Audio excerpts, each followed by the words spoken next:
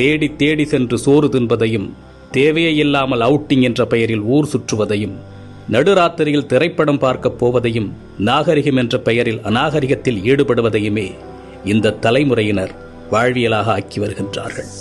உணவு திருவிழா என்று அறிவித்தால் காசையும் கொடுத்துவிட்டு தட்டை ஏந்தி கொண்டு யாசகம் கேட்பது போல் வரிசையில் நிற்கின்றது சமூகம். ஒரு நடிகன் தன்னுடைய வருமானத்தை பெருக்கிக் கொள்ள நள்ளிரவு காட்சிகளை வைக்கின்றார். அறிவை இழந்து குடும்பத்தோடு சென்று கூட்ட நெரிசல் சிக்கி இறந்து போகின்றார்கள். அதை பற்றி கவலைப்படாமல் தன்னுடைய வசூல் கணக்கை பார்த்து கொண்டிருக்கின்ற ஒரு நடிகனை தலையில் தூக்கி வைத்து வசூல் மன்னன் என்று கொண்டாடி கொண்டிருக்கின்றது இந்த சமூகம். பேசத் தெரியாத குழந்தைகளின் கையில் அலைபேசியை கொடுத்து அதை பெருமையாக பார்த்து ரசிக்கின்றது சமூகம். இரவு 2 மணிக்கு மிட்நைட் பிரியாணியை குடும்பத்தோடு சென்று சாப்பிடுவது கௌரவமாகிவிட்டது. நீங்கள் உங்கள் குழந்தைகளுக்கு உணவு கொடுக்கவில்லை, ஸ்லோ பாய்சன் கொடுக்கின்றீர்கள். உங்கள் தலைமுறையை மலடாக்குவதற்கு மருந்து கொடுத்துக் கொண்டிருக்கின்றீர்கள். பிள்ளையை பெற்ற பெற்றோர்களே, நம்மில் பலர் பிள்ளைகளை உருவாக்கவில்லை, நிறைய வருமானம் கொடுக்கும் ஜெர்சி மாடுகளை உருவாக்கி கொண்டிருக்கின்றோம்.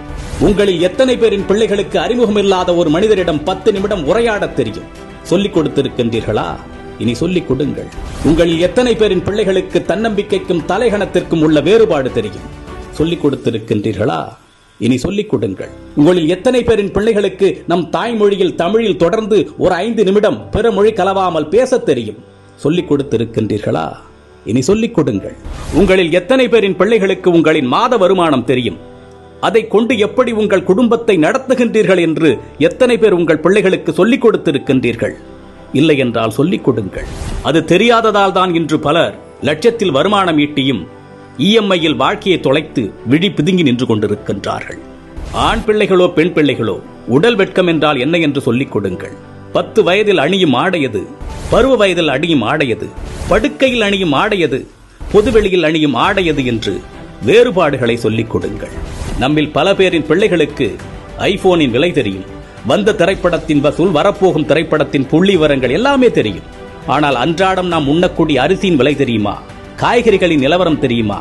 நம் பிள்ளைகளில் பலருக்கு பில்கேட்ஸை தெரியும், எலான் மஸ்கை தெரியும். ஆனால் நம் மொழிக்காக, இனத்தின் வளர்ச்சிக்காக இன்னுயிர் துறந்த தியாக வரலாறுகளை பற்றி தெரியுமா?